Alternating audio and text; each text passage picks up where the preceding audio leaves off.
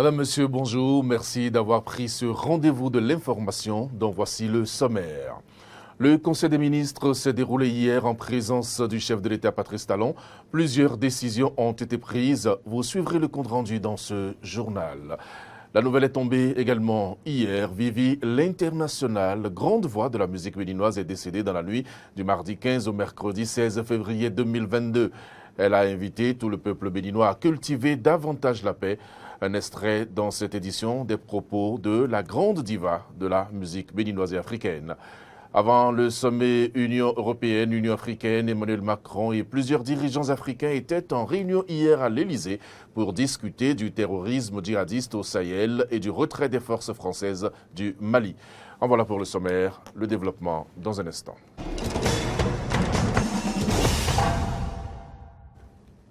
Bonjour et bienvenue à toutes et à tous. Le Conseil des ministres s'est réuni hier en présence du chef de l'État Patrice Talon. Plusieurs décisions ont été prises, au nombre desquelles la mise en œuvre de la réforme structurelle du secteur de la décentralisation au niveau départemental, l'autorisation de collecte et de traitement de données par des systèmes de vidéoprotection. Également, des nominations ont été prononcées au ministère de l'Énergie et au ministère des Infrastructures et des Transports. Suivons à présent le compte-rendu du secrétaire général adjoint et porte-parole du gouvernement, Wilfried Léandre Rongwedji. S'agissant des mesures normatives, mise en œuvre de la réforme structurelle du secteur de la décentralisation, le vote et la promulgation du Code de l'administration territoriale traduisent la volonté du gouvernement de procéder à une réforme structurelle de ce domaine, l'objectif étant d'améliorer la gouvernance au niveau des structures déconcentrées et décentralisées. Dans la logique de ces réformes, il s'est avéré important d'actualiser les tests réglementaires régissant l'organisation de l'administration départementale ainsi que des organes administratifs de compétences départementales. C'est pourquoi le Conseil a marqué son accord pour l'adoption des décrets portant attribution du préfet, organisation et fonctionnement des départements, attribution, organisation et fonctionnement de la conférence administrative départementale, puis attribution, organisation et fonctionnement du conseil départemental de concertation et de coordination. En point 2, l'autorisation de collecte et de traitement de données par des systèmes de vidéoprotection. La mise en place de tels systèmes est destinée à assurer le renforcement des mesures visant la sécurité publique. Elle participe surtout de l'optimisation de la lutte contre le grand banditisme à travers la prévention, la recherche, la constatation ou la poursuite des infractions pénales, l'exécution des condamnations pénales ou des mesures de sûreté. Les autres mesures normatives intervenues concernent la modification des statuts de la Société béninoise des infrastructures de radiodiffusion SA et la nomination des membres de son conseil d'administration. La nomination des membres du conseil d'administration de la Société des aéroports du Bénin, puis la modification des décrets portant création, attribution et composition du comité des événements touristiques, culturels et artistiques, ainsi que création, attribution et composition du comité technique de développement muséal et touristique. Au chapitre des mesures individuelles. Sur proposition des ministres respectifs, les nominations ci-après ont été prononcées. Au ministère des Infrastructures et des Transports, directeur adjoint de cabinet, Madame Raphaël Perpétue Kosuo, épouse Winato. Conseil technique au suivi des réformes, Monsieur Nabil Abdoulaye, directeur de la planification, de l'administration et des finances, Monsieur Herman Segbe Djedou, directeur général des infrastructures de transport, Monsieur Omonlade Hodonou Sourou Jacques Ayadji, directeur général du Centre national d'essais et de recherche des travaux publics, Monsieur Kassa Issifou Sambieni Mounou, directeur général du bureau enquête accident, M. Paul Bokpe Gongo, au ministère de l'Énergie, directeur de cabinet, M.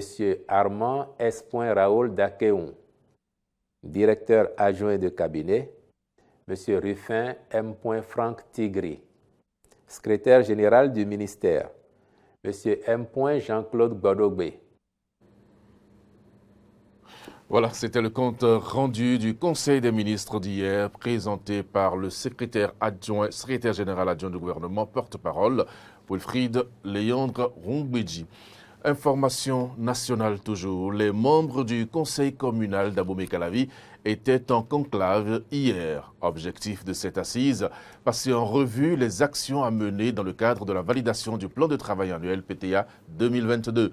Occasion pour les conseillers communaux de faire également le bilan des activités du PTA de l'année écoulée, suivant le compte-rendu de Carnot François Rongbederington.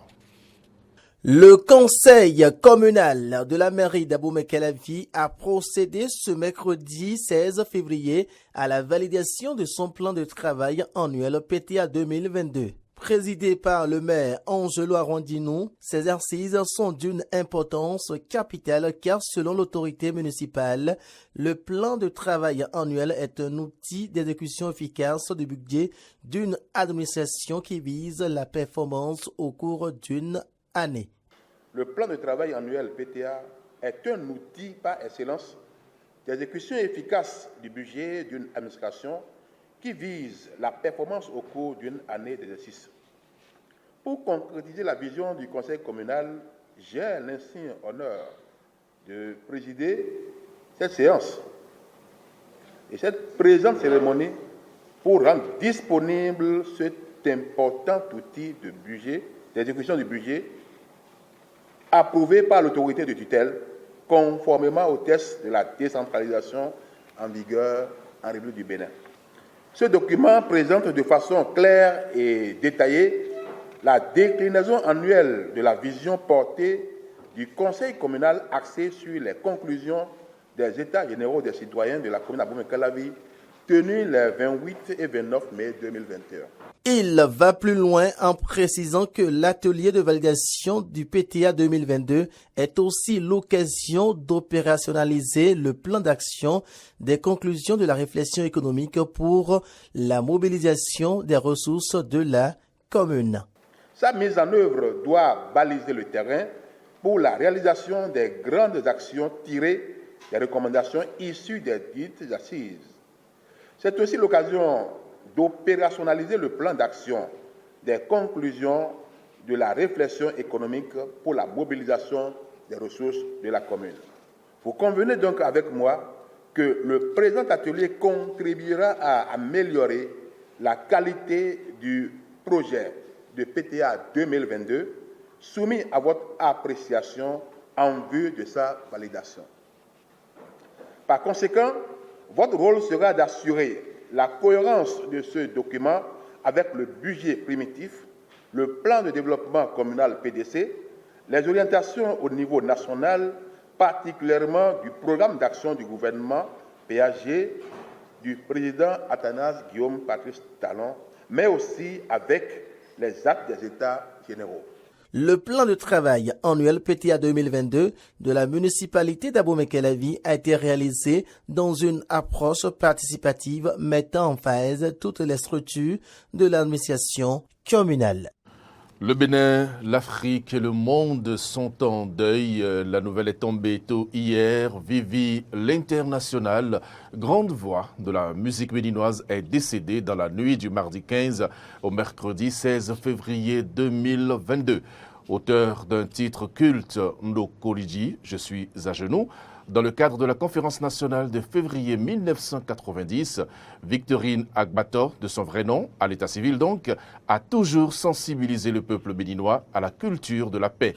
Reçue sur coulisses d'un tube, elle est revenue à maintes reprises sur la paix, la tolérance et l'amour du prochain. Suivant cet élément réalisé par Maureen Arnaud-Agua sur Vivi l'International. Jésus, oh, ya do viva oh, les blancs nous non, c'est où soigneton, bois ouele pene canu, pour les ouele dore. L'une des plus grandes voix féminines de la musique béninoise s'est éteinte. Vivi l'Internationale, de son vrai nom, Victorine Agbator, a marqué les esprits par sa splendide chanson qui a exhorté à la paix lors de la conférence nationale de février 1990. De conférence, moi, mon Seigneur de Souza. Éprise de paix, Vivi l'Internationale a toujours exhorté à la paix, à la tolérance et à l'amour. Ensemble, nous allons bâtir ce pays. Nous allons bâtir. Seul non, ensemble. Notre bien commun devait être ensemble. Oui, c'est ça. Donnons-nous la main. Il faut que nous donnions la main. Il faut que nous disions, la paix, c'est le réconfort. La paix étanche la soif et assouvir la faim. La paix, je ne veux pas couler des larmes. Je veux vous voir en paix. Paix, paix. Les Anglais disent, ou bien, donnez la main pour la couper. Et give whose hand for peace, peace, peace. Je veux la paix. Mère de plusieurs enfants, Vivi l'Internationale s'en est allée, laissant derrière elle une discographie riche et très variée. Salut l'artiste. Mi bomarin tuye wulula, mi marin nuye wulula, oh yeah, vichile, beninoile, asuchile, dadachile, tantichile, marin nuye gbele, oh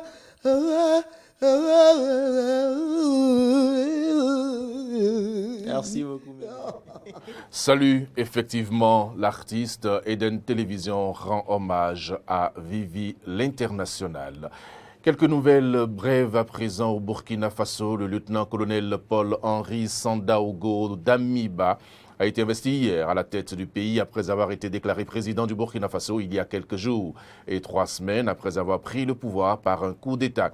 Il a prêté serment devant le Conseil constitutionnel lors d'une cérémonie retransmise par la télévision nationale. Toujours en bref, mais hors du continent, le 6e sommet entre l'Union européenne et l'Union africaine s'ouvre aujourd'hui à Bruxelles. Un rendez-vous qui intervient au lendemain d'une réunion hier soir entre Emmanuel Macron et plusieurs dirigeants africains. C'était à l'Élysée. Au menu des échanges, le terrorisme djihadiste au Sahel et un retrait des forces françaises du Mali après 9 années de présence, ce que confirme un communiqué de l'Élysée ce matin. La France, ses alliés européens, dont Takuba et le Canada, annoncent un retrait coordonné du pays. Les partenaires internationaux au Sahel veulent étendre leur soutien aux pays du Golfe de Guinée, toujours d'après ce même communiqué que nous avons suivi ce matin donc. Nous avons réuni hier soir à Paris l'ensemble des partenaires africains, européens, canadiens impliqués à nos côtés dans la lutte contre le terrorisme au Sahel. Cette concertation a été précédée par d'intenses échanges depuis plusieurs mois, tant au niveau politique qu'opérationnel. Et elle a débouché sur des décisions importantes qui sont retranscrites dans un communiqué conjoint sorti il y a quelques minutes, mais dont je souhaite ici aussi vous rendre compte. À l'heure où d'autres menaces stratégiques pèsent sur la sécurité du continent européen et mobilisent à juste titre nos attentions diplomatiques, il était tout d'abord important d'adresser un message de continuité sur notre engagement dans la lutte contre le terrorisme au Sahel. Au-delà du maintien de notre engagement, ces échanges ont aussi dégagé un consensus pour faire évoluer les modalités de notre action au Sahel, ceci dans 4 directions. La première, en impliquant et en appuyant davantage les pays voisins de la bande sahélienne, à savoir les pays du Golfe de Guinée. Comme l'ont démontré les attaques menées il y a quelques jours dans le nord du Bénin, ces États sont de plus en plus exposés à des tentatives d'implantation des groupes terroristes sur leur territoire. Si le G5 Sahel demeure une enceinte incontournable pour coordonner les efforts à l'échelle de la bande sahélienne, l'initiative d'Accra, qui rassemble le Burkina Faso, La Côte d'Ivoire, le Ghana, le Togo, le Bénin doit aussi devenir un cadre de référence. Il s'agit de nous recentrer sur demande de nos partenaires, là où notre contribution est attendue, toujours en soutien et encore davantage intégré, comme nous le sommes au Niger, avec les forces armées de la région. Nous définirons, dans les semaines et mois qui viennent, l'appui que nous apporterons à chacun des pays de la région sur la base des besoins qu'ils auront exprimés. Nous avons retenu hier avec nos partenaires que, considérant les situations nouvelles au Mali, nous comprenons cette décision prise par les autorités européennes et françaises de ne pas poursuivre leur intervention sur le théâtre malien compte tenu des situations nées un peu de deux coups d'État et des difficultés qu'il y a entre autorités maliennes et autorités européennes sur les opérations en cours. Alors nous en avons pris acte, mais surtout nous avons convenu avec l'Europe que la lutte contre le Sahel, contre le terrorisme au Sahel, ne saurait être la seule affaire des pays africains. Et là-dessus, c'est un consensus et c'est heureux qu'un engagement a été renouvelé de rester dans la région et de réarticuler le dispositif. Parlons à présent de la tension entre le Mali et la France qui induit une série de conséquences non seulement au Mali, mais aussi dans le Sahel. Le refroidissement des relations diplomatiques entre ces deux États a renforcé le sentiment anti-français. La France et ses partenaires viennent de confirmer un retrait coordonné du Mali. Nous recevons de Banjul Julien Oussou, coordonnateur régional du réseau ouest-africain pour l'édification de la paix, pour son analyse de la situation. Suivez. Tant que ce nouveau type de leader serait en train de prendre les rênes du leadership des pays dans la région et dans le Sahel, il y aura cette tension qui va monter tant que ce type de leader. Et même si, du fait de la diplomatie, du dialogue et d'autres initiatives, elle arrivait à baisser, elle va remonter et reprendre de plus belle parce que les relations entre les États, entre ces deux États, ces relations sont très, très déséquilibrées. Et en regardant le contexte, en regardant les acteurs agir, on n'a pas l'impression qu'il y a de la volonté de rééquilibrer ces relations. Vous voyez, tout part et tout part des relations que la France a établies de longues années durant avec les régimes au niveau de ces différents pays, qui font que, très déséquilibrés, les pays n'étaient pas traités comme cela se devait. Et il est arrivé un point où les acteurs des forces de sécurité et de défense ont commencé par souffrir de ce type de relations et des conséquences, par perdre des vies et la vie de leurs frères d'armes. Et donc ça devient une question difficile. Et de l'autre côté, ce déséquilibre au plan des relations, la France tente quand même de le maintenir parce que c'est aussi une question de sécurité pour elle, une question de survie entre griffes pour elle, pour ses intérêts dans les pays et dans la région. Et donc, c'est aussi normal que, puisque la question du sentiment anti-français a commencé bien avant que les coups ne viennent. Et donc, beaucoup d'acteurs, beaucoup de leaders d'opinion avaient déjà commencé par dénoncer avec des preuves à l'appui la nature très déséquilibrée de cette relation-là. Et c'est ça qui a activé, entretenu et fait grossir le sentiment anti-français. Il existe et il va continuer dans le Sahel tant que les relations seront telles qu'elles sont, tant qu'elles ne permettront pas à ces communautés de décider librement de leurs ressources et de leur développement, de décider librement des conditions des accords qu'ils signent en tant qu'État. Bref, tout ça complique au-delà les relations avec la France compliquent les relations de la région avec d'autres acteurs parce que alliés à la France ou non, et ça s'élargit. C'est une grosse... Voilà, ce sera tout pour cette édition. Merci de nous avoir suivis. L'information continue sur nos différentes plateformes, Facebook, Twitter et YouTube, et sur notre site internet www.benin-eden.tv. Bon appétit à chacun et à tous et à très bientôt.